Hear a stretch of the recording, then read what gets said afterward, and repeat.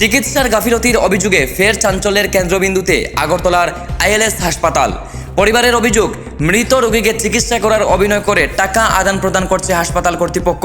রবিবার সকাল উত্তর জেলার পেচারতল এলাকা থেকে হার্টের সমস্যা নিয়ে আইএলএস হাসপাতালে ভর্তি করা হয় 40 বছরের অনামিকা মল্লিক সরকারকে। অভিযোগ, মাত্র 4 ঘন্টার চিকিৎসার জন্য 45,000 টাকা নেয় হাসপাতাল কর্তৃপক্ষ। এরপর রোগীর কাছে যেতে চাইলে নার্সের দুর্ব্যবহার ও বাধার সম্মুখীন হন পরিবারের সদস্যরা। জোর করে ওয়ার্ডে ঢুকে পরিবার দেখতে পান রোগী ইতিমধ্যে মৃত্যুবরণ করেছেন, অথচ চিকিৎসক ও নার্সরা মনিটর ও যন্ত্রপাতি চালিয়ে চিকিৎসা চলছে বলে অভিনয় করছিলেন। পরিবারের অভিযোগ, টাকা আদায় ও সত্য গোপনের উদ্দেশ্যকে এই নাটক করা হয়েছে। ঘটনাকে কেন্দ্র করে হাসপাতালের উত্তেজনা সৃষ্টি হয়েছে। দোষীদের বিরুদ্ধে কঠোর শাস্তির দাবি তুলেছেন পরিবার।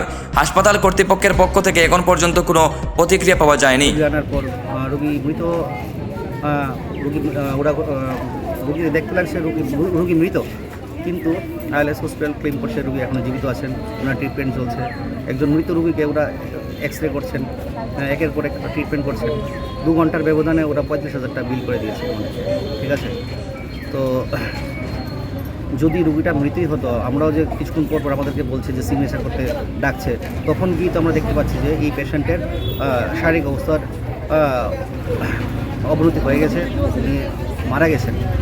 তো আমরা কিছু 2-1 বার যাওয়ার পর একটা ডাউট হলো, আমাদেরকে সামনে যেতে দিচ্ছিল না, কারণ একজন নার্স আমাদের সাথে খুব বাজে ব্যবহার করছে। কেন আছেন এইভাবে আমাদের চিৎকার করে থ্রেট দিচ্ছে। তো আমরা কী করবো, আমাদের সাথে কিছু বয়স্ক লোক ছিল, ওরা দেখে বলছে না রোগী তো মৃত, ওনার হাত। দাদা, আমার স্ত্রী অসুস্থ, তখন জিবিতে আমি অ্যাডমিশন করেছি, হার্টের সমস্যা।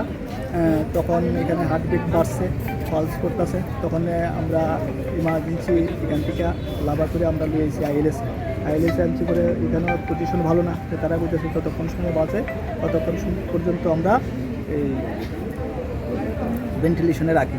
তো তারা নিয়ে ভেন্টিলেশনে রাখার পরে আমি গেছি, গিয়া দেখছি, দেখে আমার কাছে সন্দেহ হয়েছে পেশেন্ট নাই কিরা। তখন আমি বলছি যে এটা আমরা